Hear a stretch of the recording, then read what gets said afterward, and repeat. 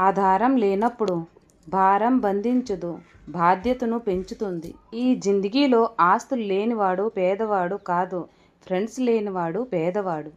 జీవితంలో కోట్లు సంపాదించినా కలగని ఆనందం ఒక మంచి మిత్రుడిని పొందినప్పుడు కలుగుతుంది.